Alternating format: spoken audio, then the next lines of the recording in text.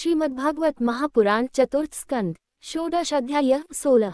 वंदीजन द्वारा महाराज पृथु की स्तुति। श्री मैत्रेय जी कहते हैं, महाराज पृथु ने जब इस प्रकार कहा तब उनके वचनामृत का आस्वादन करके सूत आदि गायक लोग बड़े प्रसन्न हुए। फिर वे मुनियों की प्रेरणा से उनकी इस प्रकार स्तुति करने लगे। आप साक्षात देवप्रवर श्रीनारायण ही हैं, जो अपनी माया से अवतीर्ण हुए हैं। हम आपकी महिमा का वर्णन करने में समर्थ नहीं हैं। आपने जन्म तो राजा वेन के मृतक शरीर से लिया है, किंतु आपके पौरुषों का वर्णन करने में साक्षात ब्रह्मादि की बुद्धि भी चकरा जाती है। तथापि आपके कथामृत के आस्वादन में आदर बुद्धि रखकर मुनियों के उपदेश के अनुसार उन्हीं की प्रेरणा से हम आपके परम प्रशंसनीय कर्मों का कुछ विस्तार करना चाहते हैं। आप साक्षात श्रीहरि के कलावतार हैं और आपकी कीर्ति बड़ी उदार है। ये धर्मधारियों में श्रेष्ठ महाराज पृथु लोक को धर्म में प्रवृत्त करके धर्म मर्यादा की रक्षा करेंगे तथा उसके विरोधियों को दंड देंगे। ये अकेले ही समय समय पर प्रजा के पालन पोषण और अनुरंजन आदि कार्य के अनुसार अपने शरीर में भिन्न भिन्न लोकपालों की मूर्ति को धारण करेंगे तथा यज्ञ आदि के प्रचार द्वारा स्वर्गलोक और वृष्टि की व्यवस्था द्वारा भूलोक दोनों का ही हित साधन करेंगे। ये सूर्य के समान अलौकिक, महिमान्वित, प्रतापवान और समदर्शी होंगे। जिस प्रकार सूर्य देवता 8 महीने तपते रहकर जल खींचते हैं और वर्षा ऋतु में उसे उड़ेल देते हैं, उसी प्रकार ये कर आदि के द्वारा कभी धन संचय करेंगे और कभी उसका प्रजा के हित के लिए व्यय कर डालेंगे। ये बड़े दयालु होंगे। यदि कभी कोई दीन पुरुष इनके मस्तक पर पैर भी रख देगा तो भी पृथ्वी के समान उसके इस अनुचित व्यवहार को सदा सहन करेंगे। कभी वर्षा न होगी और प्रजा के प्राण संकट में पड़ जाएंगे तो ये राजवेशधारी श्रीहरि इंद्र की भांति जल बरसाकर अनायास ही उसकी रक्षा कर लेंगे। ये अपने अमृतमय मुखचंद्र की मनोहर मुस्कान और प्रेम भरी चितवन से संपूर्ण लोगों को आनंदमग्न कर देंगे। इनकी गति को कोई समझ न सकेगा। इनके कार्य भी गुप्त होंगे तथा उन्हें संपन्न करने का ढंग भी बहुत गंभीर होगा। इनका धन सदा सुरक्षित रहेगा। ये अनंत महात्म्य और गुणों के एकमात्र आश्रय होंगे। इस प्रकार मनस्वी पृथु साक्षात वरुण के ही समान होंगे। महाराज पृथु वैनरूपरणी के मंथन से प्रकट हुए अग्नि के समान हैं। शत्रुओं के लिए ये अत्यंत दुर्धर्ष और दुस्सह होंगे। ये उनके समीप रहने पर भी सेनादि से सुरक्षित रहने के कारण बहुत दूर रहने वाले से होंगे। शत्रु कभी इन्हें हरा न सकेंगे। जिस प्रकार प्राणियों के भीतर रहने वाला प्राणरूप सूत्रात्मा शरीर के भीतर बाहर के समस्त व्यापारों को देखते रहने पर भी उदासीन रहता है, उसी प्रकार ये गुप्तचरों के द्वारा प्राणियों के गुप्त और प्रकट सभी प्रकार के व्यापार देखते हुए भी अपनी निंदा और स्तुति आदि के प्रति उदासीनवत रहेंगे। ये धर्ममार्ग में स्थित रहकर अपने शत्रु के पुत्र को भी दंडनीय न होने पर कोई न दंड देंगे और दंडनीय होने पर तो अपने पुत्र को भी दंड देंगे। भगवान सूर्य मानसोत्तर पर्वत तक जितने प्रदेश को अपनी किरणों से प्रकाशित करते हैं, उस संपूर्ण क्षेत्र में इनका निष्कंटक राज्य रहेगा। ये अपने कार्यों से सब लोगों को सुख पहुंचावेंगे, उनका रंजन करेंगे। इससे उन मनोरंजनात्मक व्यापारों के कारण प्रजा इन्हें राजा कहेगी। ये बड़े दृश्य संकल्प, सत्य प्रतिज्ञा, ब्राह्मण भक्त, वृद्धों की सेवा करने वाले, शरणागत वत्सल, सब प्राणियों को मान देने वाले और दीनों पर दया करने वाले होंगे। ये परस्त्री में माता के समान भक्ति रखेंगे, पत्नी को अपने आध्यान के समान मानेंगे, प्रजा पर पिता के समान प्रेम रखेंगे और ब्रह्मवादियों के सेवक होंगे। दूसरे प्राणी इन्हें उतना ही चाहेंगे जितना अपने शरीर को। ये सुहृदों के आनंद को बढ़ाएंगे। ये सर्वदा वैराग्यवान पुरुषों से विशेष प्रेम करेंगे और दुष्टों को दंडपानी यमराज के समान सदा दंड देने के लिए उद्यत रहेंगे। तीनों गुणों के अधिष्ठाता और निर्विकार साक्षात श्रीनारायण ने ही इनके रूप में अपने अंश से अवतार लिया है, जिनमें पंडित लोग अविद्यावश प्रतीत होने वाले इस नानात्व को मिथ्या ही समझते हैं। ये अद्वितीय वीर और एक छत्र सम्राट होकर अकेले ही उद्याचल पर्यंत समस्त भूमंडल की रक्षा करेंगे तथा अपने जयशील रथ पर चढ़कर धनुष हाथ में लिए सूर्य के समान सर्वत्र प्रदक्षिणा करेंगे। उस समय जहाँ तहाँ सभी लोकपाल और पृथ्वीपाल इन्हें भेंटे समर्पण करेंगे। उनकी स्त्रियां इनका गुणगान करेगी और इन आदिराज को साक्षात श्रीहरि ही समझेंगी। ये प्रजापालक राजाधिराज होकर प्रजा के जीवन निर्वाह के लिए गोरूपधारिणी पृथ्वी का दोहन करेंगे और इंद्र के समान अपने धनुष के कोनों से बातों की बात में पर्वतों को तोड़फोड़ कर पृथ्वी को समतल कर देंगे। रणभूमि में कोई भी इनका वेग नहीं सह सकेगा। जिस समय वे जंगल में पूंछ उठाकर विचरते हुए सिंह के समान अपने अजगव धनुष का टंकार करते हुए भूमंडल में विचरेंगे, उस समय सभी दुष्टजन इधर उधर छिप जाएंगे। ये सरस्वती के उद्गम स्थान पर 100 अश्वमेध यज्ञ करेंगे। तब अंतिम यज्ञानुष्ठान के समय इंद्र इनके घोड़े को हर कर ले जाएंगे। अपने महल के बगीचे में इनकी एक बार भगवान सनत कुमार से भेंट होगी। अकेले उनकी भक्तिपूर्वक सेवा करके ये उस निर्मल ज्ञान को प्राप्त करेंगे जिससे परब्रह्म की प्राप्ति होती है। इस प्रकार जब इनके पराक्रम जनता के सामने आ जाएंगे, अब ये परमपराक्रमी महाराज जहाँ तहाँ अपने चरित्र की ही चर्चा सुनेंगे। इनकी आज्ञा का विरोध कोई भी न कर सकेगा तथा ये सारी दिशाओं को जीतकर और अपने तेज से प्रजा के क्लेशरूप कांटे को निकालकर संपूर्ण भूमंडल के शासक होंगे। उस समय देवता और असुर भी इनके विपुल प्रभाव का वर्णन करेंगे। चतुर्थ स्कंध, सप्तदश अध्याय 17। महाराज पृथु का पृथ्वी पर कुपित होना और पृथ्वी के द्वारा उनकी स्तुति करना। श्री मैत्रेय जी कहते हैं, इस प्रकार जब वंदीजन ने महाराज पृथु के गुण और कर्मों का बखान करके उनकी प्रशंसा की, तब उन्होंने भी उनकी बड़ाई करके तथा उन्हें मनचाही वस्तुएं देकर संतुष्ट किया। उन्होंने ब्राह्मणादि चारों वर्णों, सेवकों, मंत्रियों, पुरोहितों, पुरवासियों, देशवासियों, भिन्न भिन्न व्यवसायियों तथा अन्यान्य आज्ञानुवर्तियों का भी सत्कार किया। विदुर जी ने पूछा, ब्राह्मण, पृथ्वी तो अनेक रूप धारण कर सकती है, उसने गौ का रूप ही क्यों धारण किया? और जब महाराज पृथु ने उसे दोहा, तब बछड़ा कौन बना और दोहने का पात्र क्या हुआ? पृथ्वी देवी तो पहले स्वभाव से ही ऊंची नीची थी, उसे उन्होंने समतल किस प्रकार किया और इंद्र उनके यज्ञ संबंधी घोड़े को क्यों हर ले गए? ब्रह्मज्ञानियों में श्रेष्ठ भगवान सनत कुमार जी से ज्ञान और विज्ञान प्राप्त करके वे राजर्षि किस गति को प्राप्त हुए? पृथु रूप से सर्वेश्वर भगवान श्री कृष्ण ने ही अवतार ग्रहण किया था, अतः पुण्य कीर्ति श्रीहरि के उस पृथु अवतार से संबंध रखने वाले जो और भी पवित्र चरित्र हों, वे सभी आप मुझसे कहिए। मैं आपका और श्री कृष्णचंद्र का बड़ा अनुरक्त भक्त हूँ।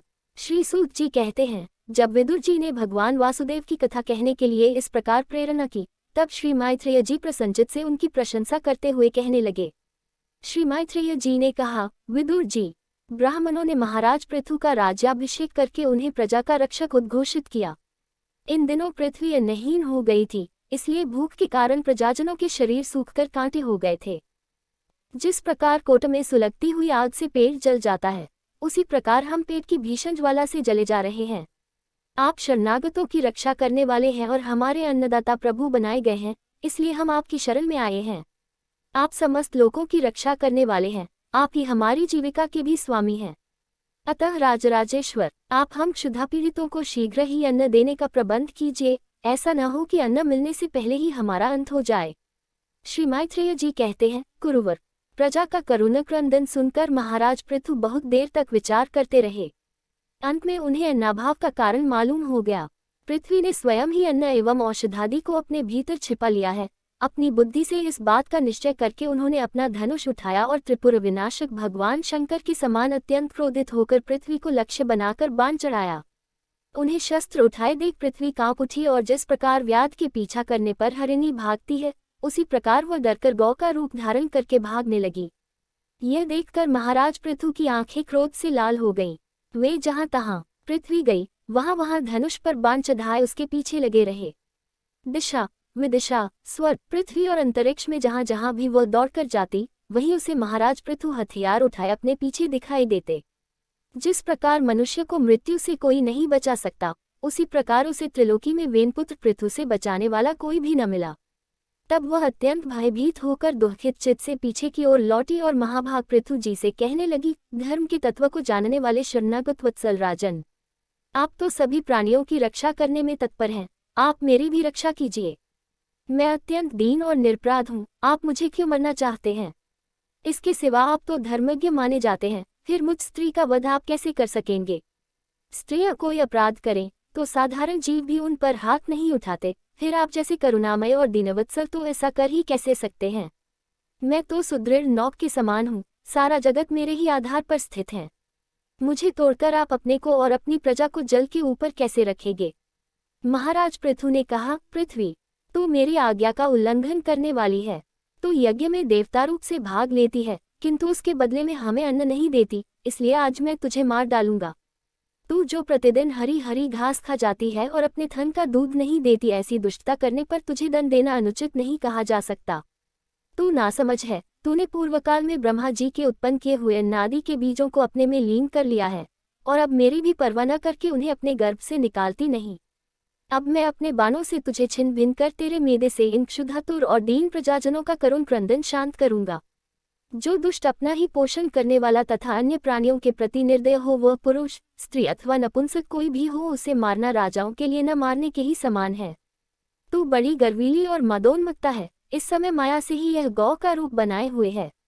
मैं बाणों से तेरे टुकड़े टुकड़े करके अपने योगबल से प्रजा को धारण करूंगा। इस समय पृथु काल की भांति क्रोधमयी मूर्ति धारण किए हुए थे।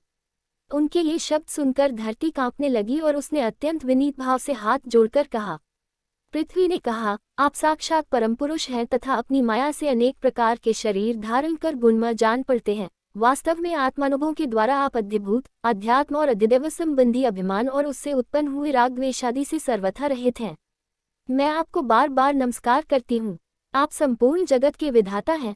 आपने ही ये त्रिगुणात्मक सृष्टि रची है और मुझे समस्त जीवों का आश्रय बनाया है।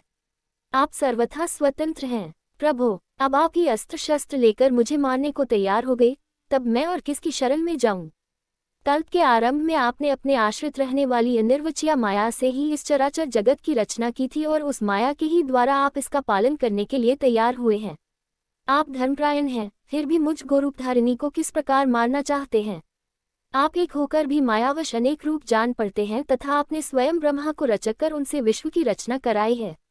आप साक्षात सर्वेश्वर हैं। आपकी लीलाओं को अजितेंद्रिय लोग कैसे जान सकते हैं? उनकी बुद्धि तो आपकी दुर्जय माया से विक्षिप्त हो रही है। आप ही पंचभूत, इंद्रिय, उनके अधिष्ठात्र देवता, बुद्धि और अहंकार रूप अपनी शक्तियों के द्वारा क्रमशः जगत की उत्पत्ति, स्थिति और संहार करते हैं। भिन्न भिन्न कार्यों के लिए समय समय पर आपकी शक्तियों का आविर्भाव तिरोभाव हुआ करता है। आप साक्षात परम पुरुष और जगत विधाता हैं। आपको मेरा नमस्कार है। अजन्मा प्रभो, आप ही अपने रचे हुए भूत, इंद्रिय और अंतःकरण रूप जगत की स्थिति के लिए आदिव्राह रूप होकर मुझे रसातल से जल के बाहर लाए थे। इस प्रकार एक बार तो मेरा उद्धार करके आपने धराधर नाम पाया था। आज वही आप वीरमूर्ति से जल के ऊपर नौक के समान स्थित मेरे ही आश्रय रहने वाली प्रजा की रक्षा करने के अभिप्राय से पैने पैने बाण चढ़ाकर दूध न देने के अपराध में मुझे मारना चाहते हैं।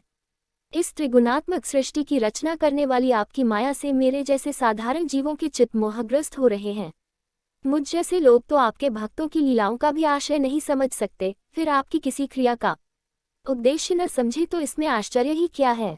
अतः जो इंद्रिय संयमादि के द्वारा वीरोचित यज्ञ का विस्तार करते हैं, ऐसे आपके भक्तों को भी नमस्कार है। चतुर्थ स्कंद, अष्टदश अध्याय 18। पृथ्वी दोहन। श्री मैत्रेय जी कहते हैं, विदुर जी, इस समय महाराज पृथु के होठ क्रोध से कांप रहे थे। उनकी इस प्रकार स्तुति कर पृथ्वी ने अपने हृदय को विचारपूर्वक समाहित किया और डरते डरते उनसे कहा, प्रभो, आप अपना क्रोध शांत कीजिए और मैं जो प्रार्थना करती हूँ उसे ध्यान देकर सुनिए। बुद्धिमान पुरुष ब्रह्म के समान सभी जगह से सार ग्रहण कर लेते हैं। तत्वदर्शी मुनियों ने इस लोक और परलोक में मनुष्यों का कल्याण करने के लिए कृषि, अग्निहोत्र आदि बहुत से उपाय निकाले और काम में लिए हैं। उन प्राचीन ऋषियों के बताए हुए उपायों का इस समय भी जो पुरुष श्रद्धापूर्वक भली भांति आचरण करता है, वह सुगमता से अभीष्ट फल प्राप्त कर लेता है। परंतु जो अज्ञानी पुरुष उनका अनादर करके अपने मनःकल्पित उपायों का आश्रय लेता है, उसके सभी उपाय और प्रयत्न बार बार निष्फल होते रहते हैं। पूर्व काल में ब्रह्मा जी ने जिन धान्य आदि को उत्पन्न किया था, मैंने देखा कि अब नियमादि व्रतों का पालन न करने वाले दुराचारी लोग ही उन्हें खाए जा रहे हैं। लोकरक्षक, आप लोगों ने मेरा पालन और आदर करना छोड़ दिया, इसलिए सब लोग चोरों के समान हो गए हैं। इसी से यज्ञ के लिए औषधियों को मैंने अपने में छिपा लिया। अब अधिक समय हो जाने से अवश्य ही वे धान्य मेरे उदर में जीर्ण हो गए हैं। आप उन्हें पूर्वाचार्यों के बतलाए हुए उपाय से निकाल लीजिए। लोकपालक वीर, यदि आपको समस्त प्राणियों के अभीष्ट एवं बल की वृद्धि करने वाले अन्न की आवश्यकता है तो आप मेरे योग्य बछड़ा, दोहन पात्र और दोहने वाले की व्यवस्था कीजिए। मैं उस बछड़े की स्नेह से पिन्हाकर दूध के रूप में आपको सभी अभीष्ट वस्तुएं दे दूंगी। एक बात और है, आपको मुझे समतल करना होगा, जिससे कि वर्षा ऋतु बीत जाने पर भी मेरे ऊपर इंद्र का बरसाया हुआ जल सर्वत्र बना रहे, मेरे भीतर की आर्द्रता सूखने न पावे। यह आपके लिए बहुत मंगलकारक होगा। पृथ्वी के कहे हुए ये प्रिय और हितकारी वचन स्वीकार कर महाराज पृथु ने स्वयंभू मनु को बछड़ा बना अपने हाथ में ही समस्त धान्यों को दोह लिया। पृथु के समान अन्य विज्ञजन भी सब जगह से सार ग्रहण कर लेते हैं, अतः उन्होंने भी पृथु जी के द्वारा वश में की हुई वसुंधरा से अपनी अपनी अभीष्ट वस्तुएं दोह लीं।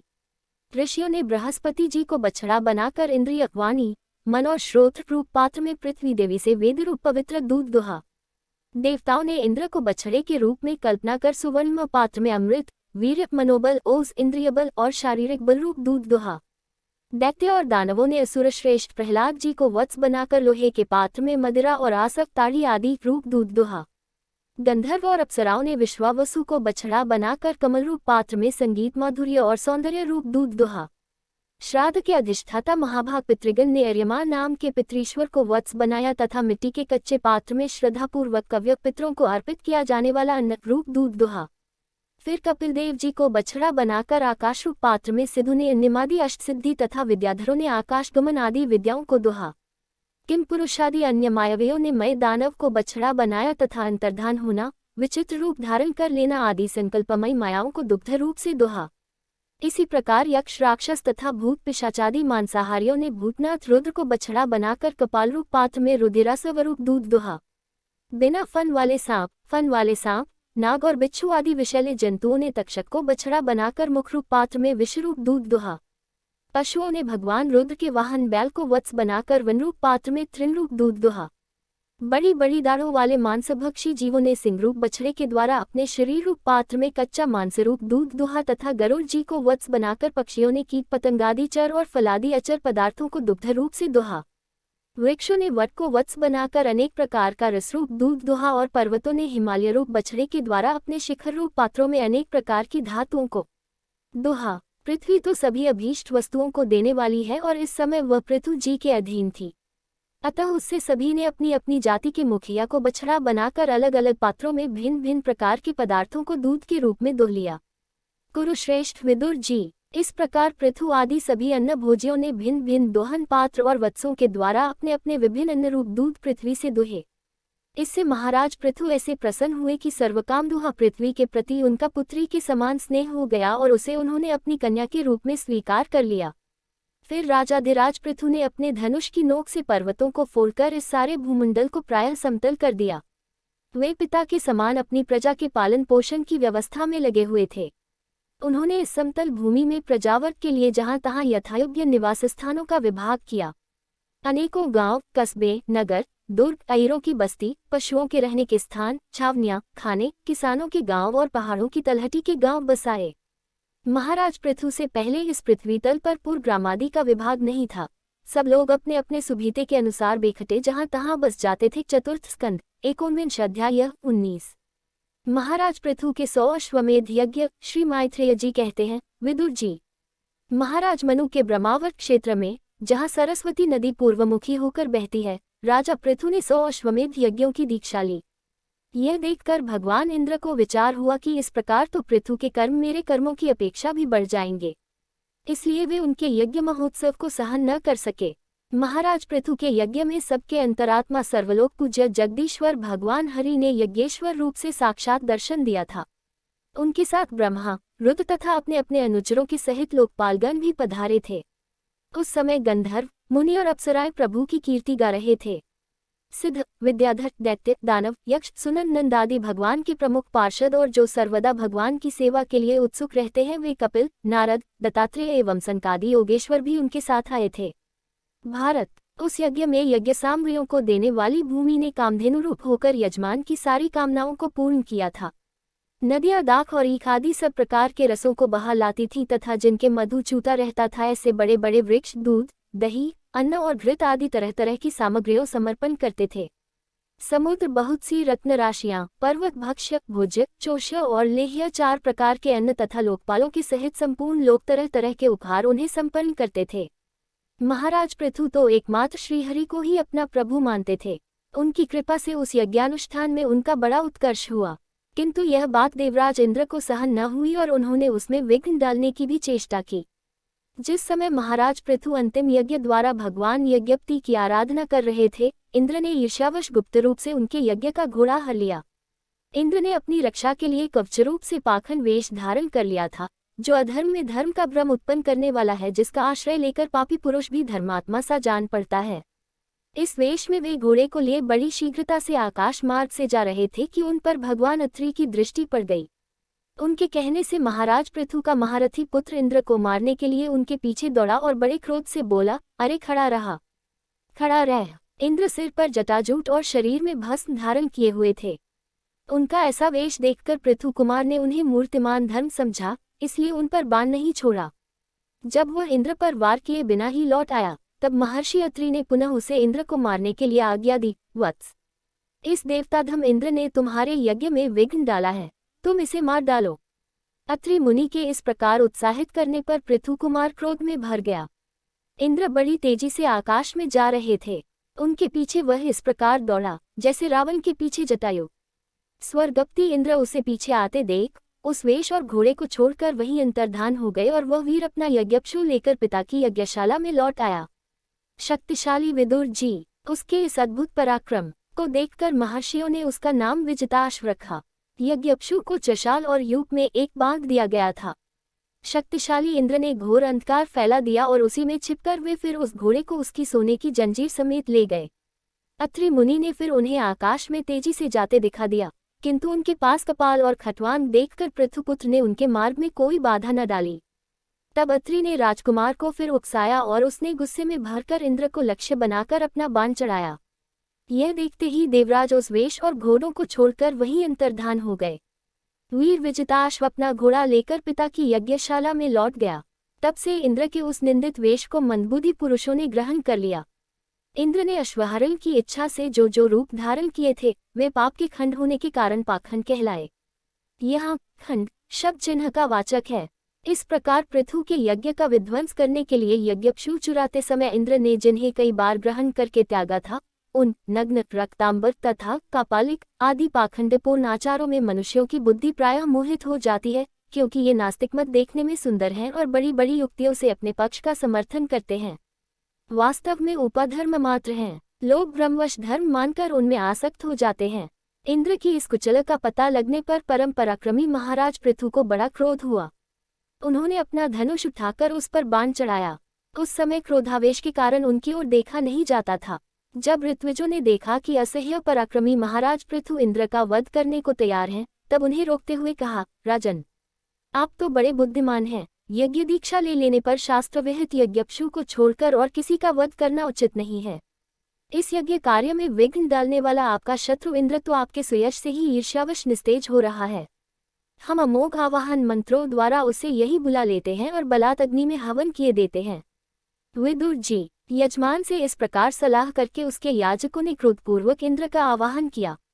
वे सुवा द्वारा आहुति डालना ही चाहते थे कि ब्रह्मा जी ने वहां आकर उन्हें रोक दिया। वे बोले, याजकों, तुम्हें इंद्र का वध नहीं करना चाहिए। यह यज्ञसंज्ञक इंद्र तो भगवान की ही मूर्ति है। तुम यज्ञ द्वारा जिन देवताओं की आराधना कर रहे हो वे इंद्र के ही तो अंग हैं और उसे तुम यज्ञ द्वारा मारना चाहते हो। पृथु के इस यज्ञानुष्ठान में विघ्न डालने के लिए इंद्र ने जो पाखंड फैलाया है वह धर्म का उच्छेदन करने वाला है। इस बात पर तुम ध्यान दो, अब उससे अधिक विरोध मत करो, नहीं तो वह और भी पाखंड मार्गों का प्रचार करेगा। अच्छा, परम यशस्वी महाराज पृथु के 99 ही यज्ञ रहने दो। फिर राजर्षि पृथु से कहा, राजन, आप तो मोक्षधर्म के जानने वाले हैं, अतः अब आपको इन यज्ञानुष्ठानों की आवश्यकता नहीं है। आपका मंगल हो। आप और इंद्र दोनों की पवित्र कीर्ति भगवान श्रीहरि के शरीर है, इसलिए अपने ही स्वरूपभूत इंद्र के प्रति आपको क्रोध नहीं करना चाहिए। आपका यह यज्ञ निर्विघ्न समाप्त नहीं हुआ, इसके लिए आप चिंता न करें। हमारी बात आप आदरपूर्वक स्वीकार कीजिए। देखिए, जो मनुष्य विधाता के बिगाड़े हुए काम को बनाने का विचार करता है उसका मन अत्यंत क्रोध में भरकर भयंकर मोह में फंस जाता है।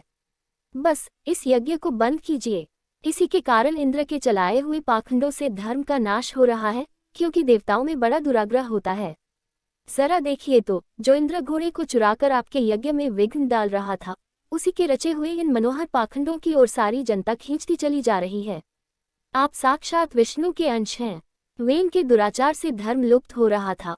उस समयोचित धर्म की रक्षा के लिए ही आपने उसके शरीर से अवतार लिया है। अतः प्रजापालक पृथु जी, अपने इस अवतार का उद्देश्य विचार कर आप भृगु आदि विश्वर्चिता मुनीश्वरों का संकल्प पूर्ण कीजिए। यह प्रचंड पाखंड पथरूप इंद्र की माया अधर्म की जननी है, आप इसे नष्ट कर डालिए। श्री मैत्रेय जी कहते हैं, लोकगुरु भगवान ब्रह्मा जी के इस प्रकार समझाने पर प्रबल पराक्रमी महाराज पृथु ने यज्ञ का आग्रह छोड़ दिया और इंद्र के साथ प्रीतिपूर्वक संधि भी कर ली।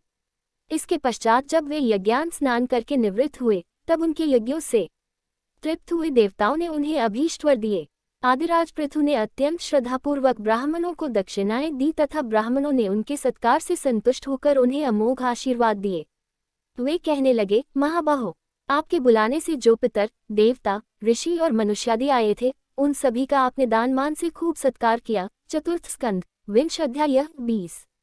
महाराज पृथु की यज्ञशाला में श्री विष्णु भगवान का प्रादुर्भाव। श्री मैत्रेय जी कहते हैं, विदुर जी, महाराज पृथु के 99 यज्ञों से यज्ञ भोक्ता यज्ञेश्वर भगवान विष्णु को भी बड़ा संतोष हुआ। उन्होंने इंद्र के सहित वहां उपस्थित होकर उनसे कहा। श्री भगवान ने कहा, राजन, इंद्र ने तुम्हारे 100 अश्वमेध पूरे करने के संकल्प में विघ्न डाला है। अब ये तुमसे क्षमा चाहते हैं, तुम इन्हें क्षमा कर दो। नरदेव, जो श्रेष्ठ मानव साधु और सद्बुद्धि संपन्न होते हैं, वे दूसरे जीवों से द्रोह नहीं करते, क्योंकि यह शरीर ही आत्मा नहीं है।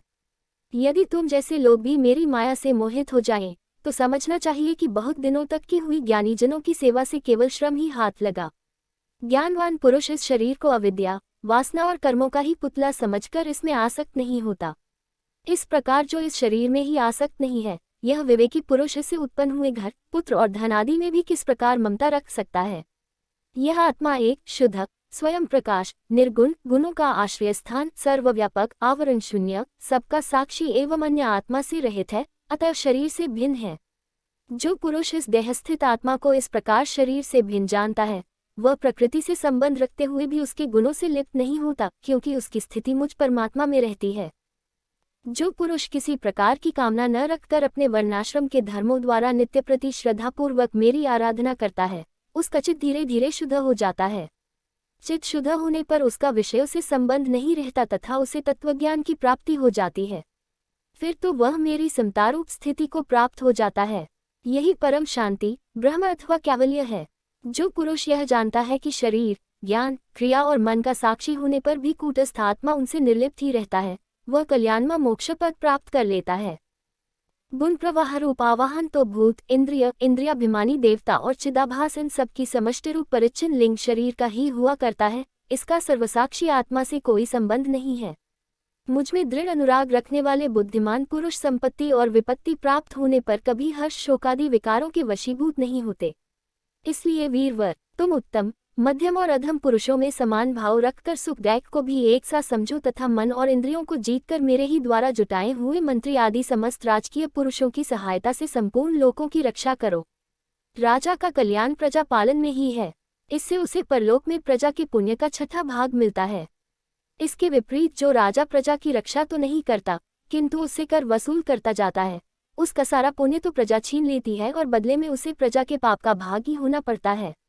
ऐसा विचार कर यदि तुम श्रेष्ठ ब्राह्मणों की सम्मति और पूर्व परंपरा से प्राप्त हुए धर्म को ही मुख्यतः अपना लो और कहीं भी आसक्त न होकर इस पृथ्वी का न्यायपूर्वक पालन करते रहो, तो सब लोग तुमसे प्रेम करेंगे और कुछ ही दिनों में तुम्हें घर बैठे ही सनकादि सिद्धों के दर्शन होंगे।